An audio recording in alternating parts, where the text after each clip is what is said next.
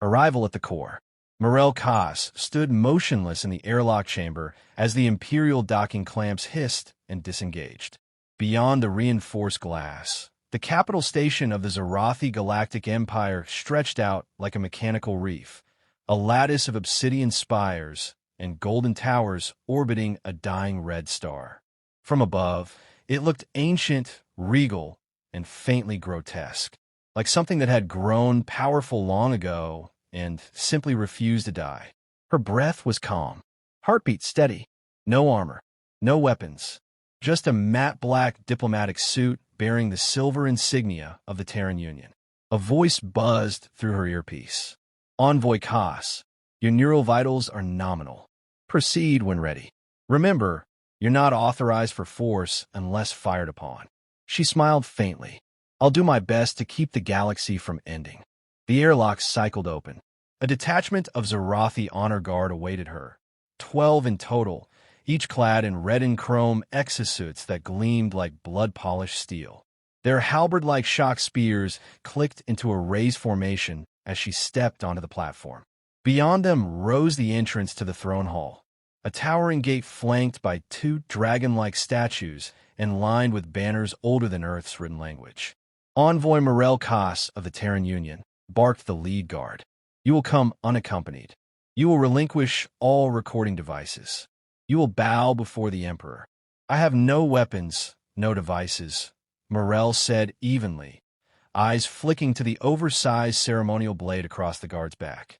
And I bow only to reason.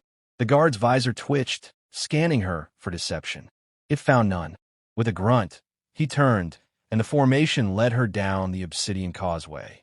Inside the throne hall, shadows hung like veils. The air tasted faintly of ozone and incense. Dozens of alien species lined the viewing balconies. Ambassadors, warlords, nobles, all here to watch the humans grovel before the might of the Empire. The Emperor sat upon a throne of dark stone, elevated above the hall like a god carved from flame. He was ancient, expressionless, draped in a living cloak of silk beast that shifted across his shoulders. Around him stood a ring of praetors, each more augmented than the last. Morel stepped forward with perfect posture, hands folded calmly in front of her. Her presence was small, unimposing, and that was intentional. Human, the Emperor's voice boomed, translated through her implant. You stand in the presence of dominion. Do you understand where you are? Understand, she said, and I appreciate your willingness to host this negotiation. Whispers slithered through the balconies. You speak of peace, he continued, voice bored. Yet you sent only one. No war fleet. No tribute. No spectacle. Peace needs no spectacle, Morel replied. A flick of the Emperor's finger. The guards moved. Before she could take another breath, 4 armored warriors surrounded her. One yanked her arms behind her back with mechanical precision. Another seized her collar, scanning her neck for implants. A stun cuff clicked shut around her wrists. Morel didn't resist. Gasps echoed from the onlookers. Not at her arrest, but at how calmly she accepted it. You are detained under Imperial Protocol 6, one guard declared, for failure to submit, and for the insult of appearing before the throne unarmed. No resistance, she said softly. Understood. As she was dragged toward the side chamber, her head held high, her steps dignified, she tilted her wrists slightly and pressed a barely visible button on the underside of her comm cuff. A silent signal was sent. No one noticed. The Emperor watched her go with cold satisfaction. Let them see what becomes of arrogance, he muttered. She said nothing in reply, just a single, almost imperceptible smile as the doors hissed shut behind her. Somewhere far beyond the stars, in the icy dark between systems, a machine woke up and began to count. 1, 2, 20 seconds. The holding cell was dimly lit, more ceremonial than secure. Smooth obsidian walls, a floating restraint chair, and a single red light that blinked above the only door. It was all for show. No bars, no chains, no shouting. The Empire didn't waste drama on prisoners they didn't fear. Morel Kas sat calmly in the restraint chair, her hands cuffed in front of her, legs crossed. She studied the room with idle interest, as if admiring the decor of a quaint museum. In her mind, she counted silently. 1. Back on Earth, in the orbital vault beneath Terran Defense Command, a dormant relay embedded in the diplomatic core stirred to life.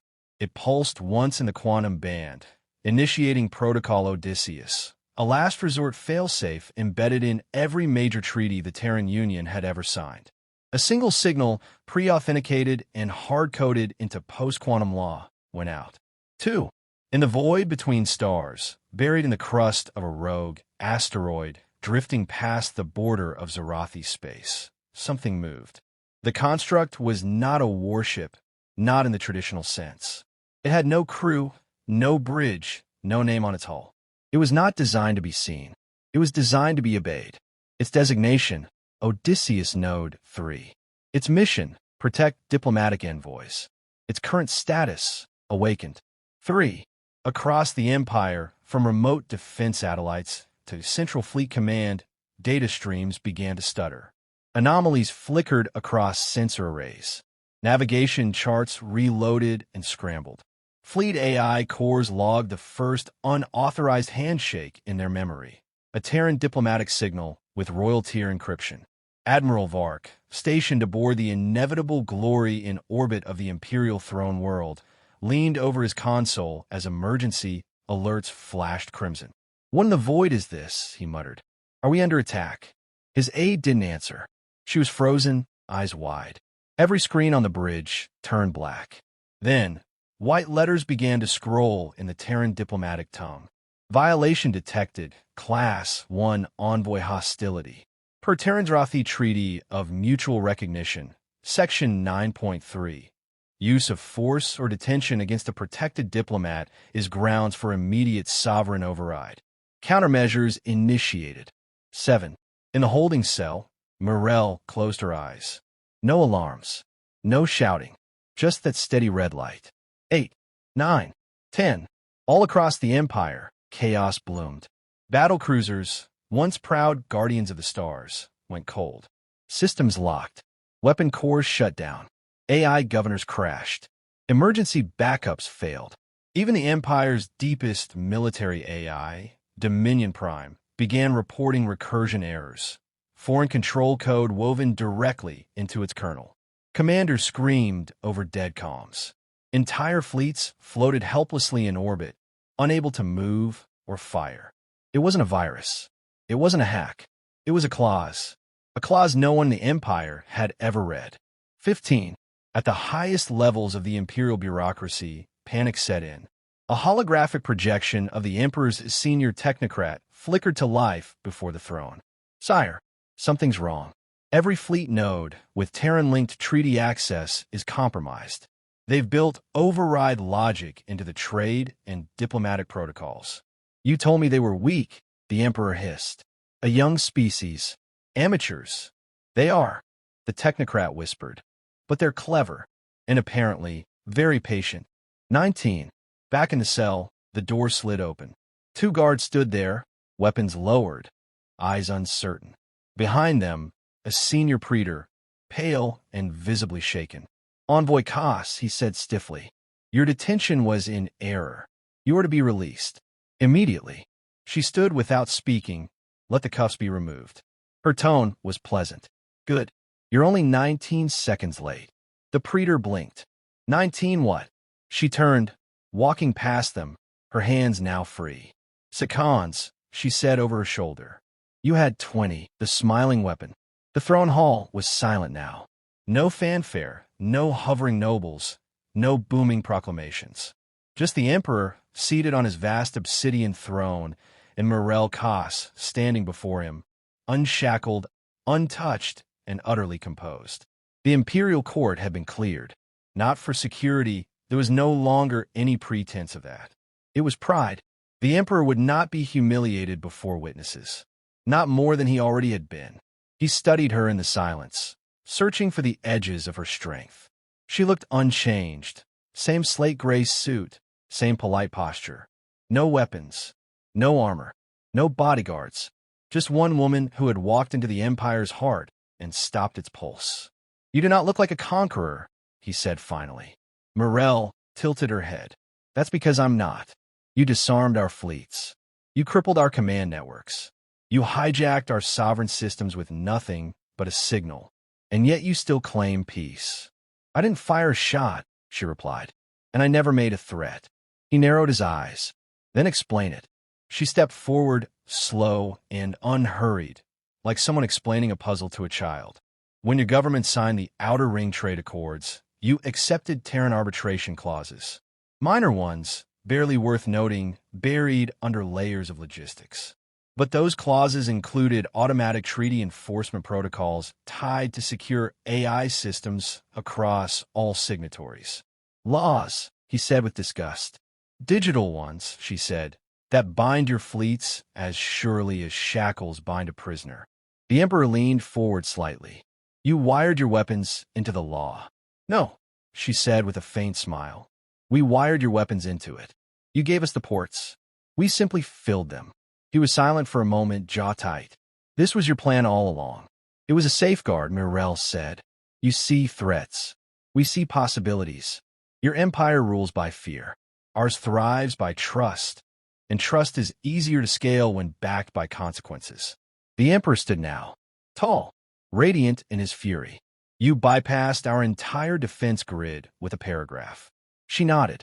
That's diplomacy. Weaponized trust. He took a step down the dais. You came here alone. Why? Morel didn't move. Because a warship might have frightened you. A soldier might have provoked you. But one unarmed woman? That made you careless.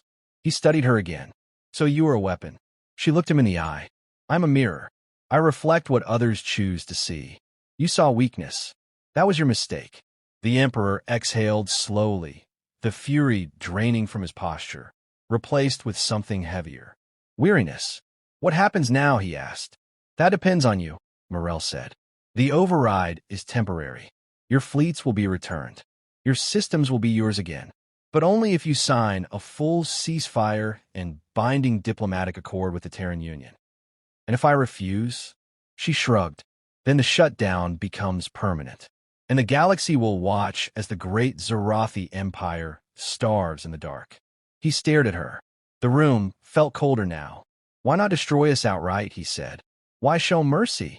Morel's voice softened. Because we don't want your throne, your slaves, or your stars. We want neighbors, trade partners, peace. But if you force our hand, we'll end you without firing a shot. A long silence passed between them. Then, for the first time, the Emperor's shoulders dropped. Just slightly. The tilt of a man, realizing he was not the apex predator in the room. You came here with nothing, he said. I came with everything I needed. Another pause. And if I agree, what will the galaxy believe? She smiled again. That you were wise enough to listen. Surrender. The surrender wasn't declared in a grand ceremony. There were no trumpets, no banners, no galaxy-spanning broadcast of a kneeling emperor. That wasn't how the Empire admitted defeat.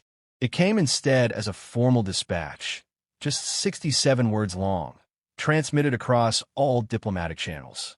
The Xerathi Empire hereby agrees to a full and unconditional ceasefire with the Terran Union, effective immediately. All prior violations are acknowledged. Diplomatic immunity will be honored. Further accords to follow. Imperial seat of authority. No apologies. No theatrics. Just survival. But the galaxy understood. In the weeks that followed, Terran diplomatic envoys were welcomed, if reluctantly, into systems that once scorched planets to prove dominance. Trade embassies opened where invasion fleets once launched. The stars held their breath, waiting for the catch, the trick, the second wave. It never came. Humanity didn't conquer the Empire. It simply made it irrelevant to resist. Morel Koss stood on the landing pad of the Imperial skyport, the same place she'd arrived days earlier. The same obsidian tiles, the same blood-red banners flapping in the windless artificial air. But everything had changed. A sleek silver shuttle emblazoned with the Terran crest waited behind her. Its door open, engines humming softly. Nearby, a cluster of aides and officers stood stiffly. Xerathi functionaries dressed in the muted grays of bureaucracy. No guards, No weapons. Just faces carefully arranged to appear neutral. The Emperor did not come to see her off. That, too, was a kind of surrender. Morel paused before boarding and turned toward the aide who had handed her the departure clearance. The woman looked young, maybe by Xerathi standards, barely 2 centuries old. "Tell your Emperor something for me," Morel said. The aide blinked, nervous. "Of course. Tell him this was never about winning. It was about proving we never had to fight." The aide gave a shaky nod. Morel offered a final smile and stepped aboard. Inside the shuttle, she was alone again. She unfastened the collar of her diplomatic suit and sat in the passenger lounge as the shuttle lifted off, rising through the thick cloud layers of the capital world. Through the window, the colossal spires of the Empire receded beneath her. Dark, proud, unbending, but no longer unchallenged. A light blinked on her wrist. A secure connection. She tapped it. A hologram formed. Admiral Lion, Terran Strategic Command. "Mission accomplished," Morel said without waiting for him to speak. The Admiral chuckled. "You're either the most dangerous human in the galaxy or the luckiest. There's no such thing as luck at this level." His smile faded. "You okay?" She hesitated, then nodded. "They never saw me as the weapon. That's the trick." He leaned forward slightly. "Was it worth it?" Morel looked out the window. "Ask me in 20 years, when we see if they build schools instead of dreadnoughts." The call ended. Silence returned. She reached into her satchel and pulled out a small book, paper-bound, worn at the corners. On the cover, a title etched in gold foil, "Negotiating with Giants." She opened to the last page, where a quote waited, printed in soft gray ink. "Victory is often silent, but always leaves echoes." She closed the book and leaned back, eyes half-lidded as the shuttle slipped into orbit. Down below, in the Imperial Palace, 2 advisors watched her departure from a balcony. One of them, a hawk-faced praetor, muttered bitterly, "They sent one unarmed woman, and we lost everything." The other, older and quieter, shook his head. "No, we lost the moment we assumed she was alone." In the cold reaches of space, Odysseus Node 3 returned to dormancy. No fanfare, no records. It simply faded back into the static hum of deep space. Humanity would not need it again, not for a long time. Because for now, the galaxy understood. The Terran Union didn't send warships first. It sent someone worse. It sent someone who could talk.